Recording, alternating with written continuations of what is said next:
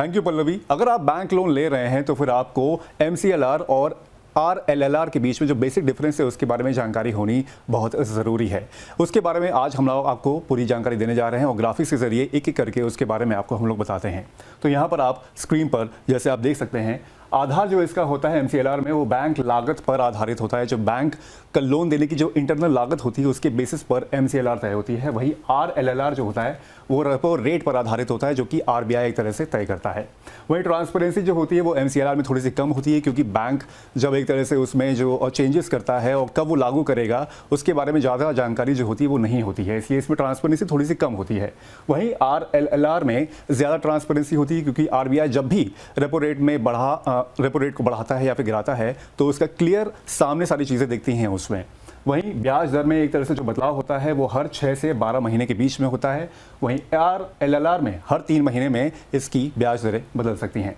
ब्याज दर का जो असर होता है वो धीरे से होता है, मतलब बहुत इंस्टेंट नहीं होता है। एक तरह से जब इसमें चेंजेस किए जाते हैं तो उसका जो इम्पैक्ट होता है वो एक तरह से 1 साल बाद देखने को मिलता है। वहीं यहाँ पर रेपो रेट की अगर हम लोग बात करें तो फिर एक तरह से उसका इम्पैक्ट जो होता है वो जल्दी ही दिखता है। जैसे ही RBI ने रेपो रेट में बदलाव किया तुरंत ही उसका जो असर होता है आपकी EMI पे, आपके लोन पर, वो तुरंत ही उसमें दिख जाता है। वहीं EMI में जो बदलाव होता है वो भी देर से होता है। जैसे कि मैंने बताया कि अगर जैसे उसमें चेंजेस किए गए हैं तो 1 साल बाद आपकी EMI पे उसका असर देखने को मिलेगा। वहीं यहाँ पर वो तुरंत हो जाएगा।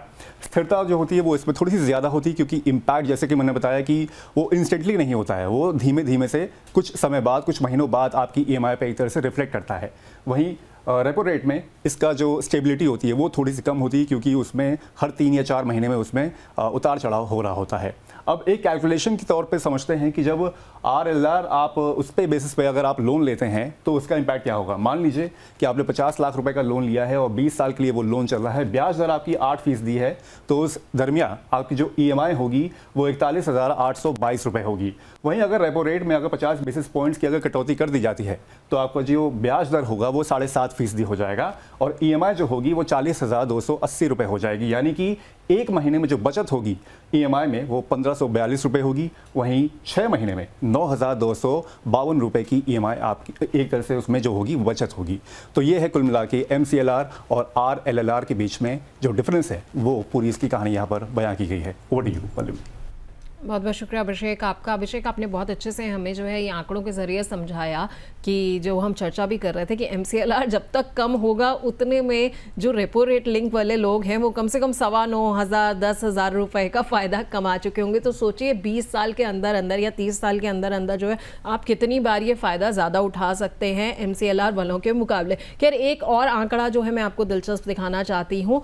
1% की कटौती का आखिरकार जो असर है वो 20 साल के अंदर जो है वो कितना पड़ सकता है, ये एक बहुत दिलचस्प आंकड़ा है। तो देखिए, अगर आपकी 9% की जो है वो ब्याज दर है, EMI आपकी कितनी बनेगी 44,986 रुपये, तो कुल जो है आपका ब्याज लगभग रहेगा 57 लाख के आसपास। लेकिन यही ब्याज दर जब आपकी 8% हो जाती है तो आपकी EMI जो है वो 41,882 रुपये हो रही है, जिसमें ब्याज जो है लगभग 50,37,000 का हो जा रहा है। तो आप देखिए बचत जो है वो 20 साल के अंदर अंदर कितनी ज़्यादा हो रही है, लगभग 7.5 लाख रुपए। महीने की बचत की अगर बात करें तो 3,164 रुपए की, लेकिन अगर आप पूरे 20 साल की बात करेंगे तो 7.5 लाख रुपए के आसपास जो है वो आप बचत कर सकते हैं। तो ये 2 तस्वीरें हमने आपको दिखाई हैं कि कैसे रेपो रेट से जब आपका जो लिंक होता है लोन, कैसे आपके लिए वो फ़ायदेमंद साबित हो सकता है। खैर, वापस चलते हैं रविंदर जी के पास और समझते हैं कुछ और चीज़ें जो कि आपके लिए जानना बेहद ज़रूरी हो जाता है। तो रविंदर जी, ब्रेक से पहले इससे पहले जो मैं आपसे ये कह रही थी कि हम आपसे ना ये जानना चाहेंगे कि MCLR जो है, अगर किसी के ने लोन लिया हुआ है और उसको जो है रेपो रेट लिंक लोन में कन्वर्ट कराना है तो उसका प्रोसेस क्या होता है, प्रक्रिया क्या होती है उसकी?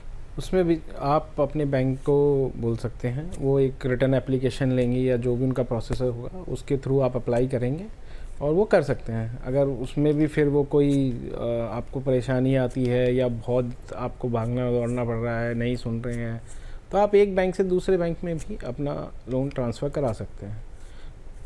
ठीक है, तो ट्रांसफ़र करने के लिए आपको एप्लीकेशन देनी होगी। बहुत सिंपल सा तरीका है, ज़्यादा नहीं है, बट इसमें कुछ क्या पेमेंट वगैरह हमें करनी होती है, कुछ इसकी फ़ीस होती है एप्लीकेशन? वो तो जो नए लोन का होगा प्रोसेस वो तो वही होगा। अच्छा, बस ये है कि लेकिन आप अपने बैंक को भी बोलेंगे तो वो ऐसा नहीं है कि नहीं मना कर देंगे या कर नहीं सकते, बिल्कुल करेंगे। अच्छा, अगर कोई व्यक्ति है जो अब नया लोन लेने जा रहा है तो उसके पास क्या बैंक उसको सिर्फ रेपो रेट लिंक लोन ही ऑफर करता है, या फिर उसके पास ऐसा भी हो सकता है कि बैंक उसको MCLR वाला लोन भी ऑफर करे और हमारे को चूज़ करना हो कि हमें कौन सा लोन चाहिए? अभी तो ऑप्शन है, आप चूज़ कर सकते हैं। एम्स बैंक भी देता है MCLR पे, लेकिन अब क्या है कि जैसे हमने बताया कि कंपटीशन का टाइम है, तो मोस्टली बैंक्स आपको रेपो रेट लिंक ही लोन दे रहे हैं। मैक्सिमम आप जाओगे तो आपको रेपो रेट लिंक ही ऑप्शन, क्योंकि अब मांगते भी कस्टमर वही हैं, MCLR पे कम मांगते हैं।